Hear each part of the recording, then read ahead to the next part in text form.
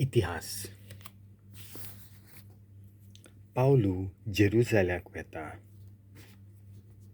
21. शेकी तांचो निरोप घेवन तांकां सांडटोच तारवार बसून आमी नीट गेल्याव आनी कोसाक पावल्याव. दुसऱ्या दिसा रोडेसाक पावल्याव आनी थंय थावन पाताराक गेल्याव. फिनिसेक वेतालें तें एकतारूं हांगा आमकां मेळ्ळें. त्या तारवार चडून आमी फुडें गेल्याव. सिप्रस दिश्टी पडटूच हो जुंवो आमच्या धाव्याक सांडून आमी सिरियेक गेल्याव आनी तिराच्या बोंदरार उतरल्याव. थंय त्या तारवांतलो म्हाल देंवचो आसलो. थंयसर थोडे शीस आमकां गावले आनी तांच्या सांगाता एक सातोळें आमी रावल्याव. जेरुसाल्याक वचो नाका म्हूण आत्म्याच्या प्रेरणान तीं पोत्तून पावलूक सांगतालीं. पूण आमचो वगत पावतोच आमी आमची फुडली वाट धरली. आमी शारा भायर पावो पर्यंत दादले आपल्या बायलांक भुरग्यांक घेवन आमकां पावोंक आयले. वेळेर पावतोच दिमेर रावून आमी मागणें केलें. एकामेकाचो निरोप घेतोच आमी तारवार चडल्याव आनी तीं आपल्या घरा पोत्तलीं. तिरा थावन दर्यांतल्यान आमचो प्रवास सोंपतोच आमी तोलेमायसाक उतरल्याव. हांगा आमी भावां भयणींक भेटल्याव आनी तांचे मोदें एक दीस रावल्याव. दुसऱ्या दिसा आमी भायर सरल्याव आनी सेजारियेक पावल्याव. थंय शुभ वर्तमान परगटणारा फिलिपागेर रावल्याव. तो त्या 7 मदलो एकलो. ताका 4 आंकवार धुवो आसल्यो आनी हांकां देवाचो संदेश दिवपाचो वरगूण आसलो.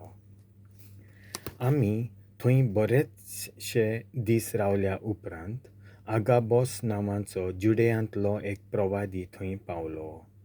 तो आमचेशीं आयलो आनी पावलूचो पट्टो काडून ताणें आपलेच हात आनी पांय बांदले.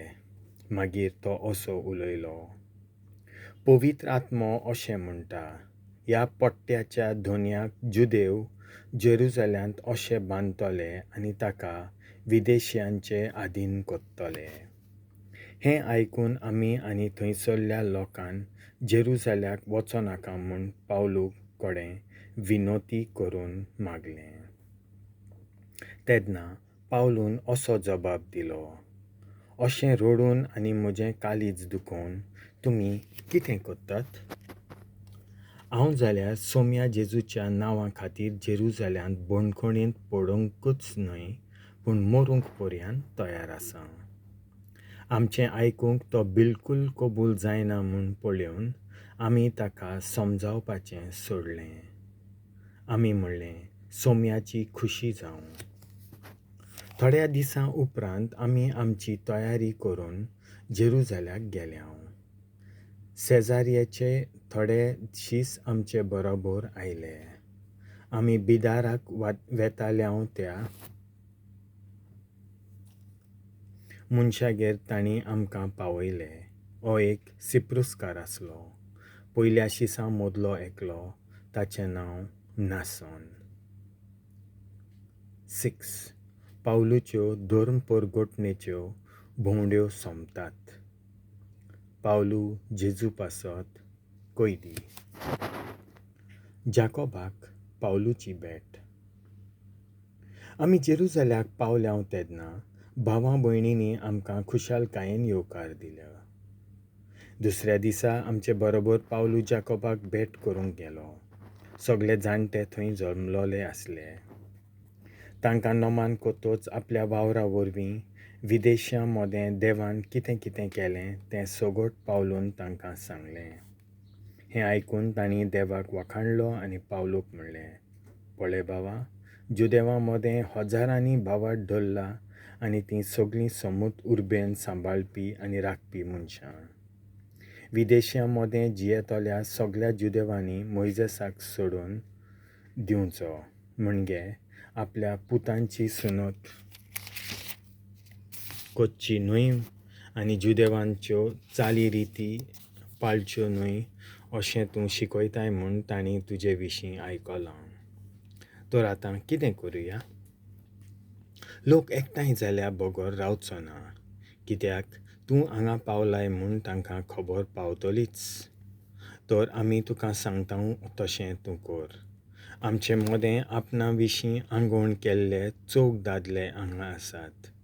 तांकां तुजे बरोबर व्हर, तांच्या सांगाता तुजी शुद्धी कर आनी तांणी आपले केंस नासूंक तूं पयशे फारीक कर. तेन्ना तुजे विशीं तांणी आयकलां तें सारकी फोट म्हूण आनी तूंच तुज्या कोडण्यांनी समूर्त सांबाळटाय म्हूण सगल्यांक कळोन येतलें. पूण भावात धरला त्या विदेशियांनी कुड्ड्या देवांक भेटयल्लें मांस, रगत आनी गोमटी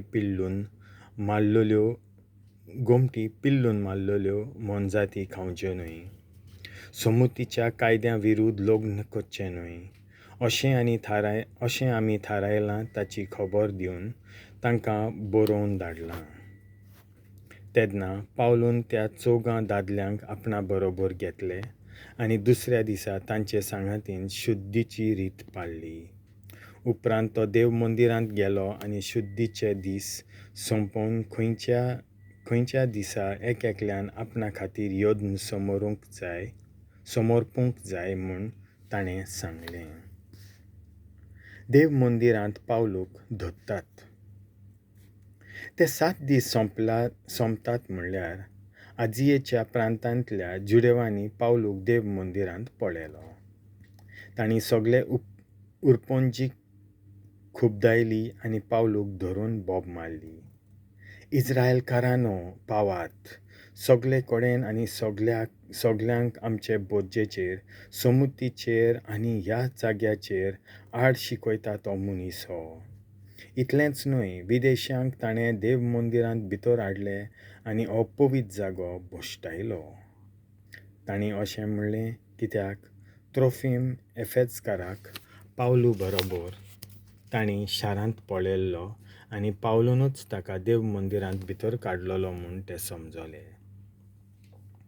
सगळें शार उचांबळ जालें आनी सगळे कडचो लोक धांवून आयलो. तांणी पावलूक धरलो आनी ताका उडीत देव मंदिरा भायर काडलो आनी रोखडींच देव मंदिराचीं दारां धांपलीं.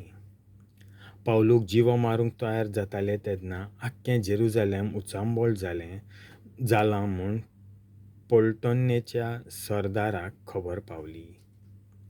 कांय शतपतींक आनी सैनिकांक घेवन सरदार पर्जेशीं धांवून गेलो.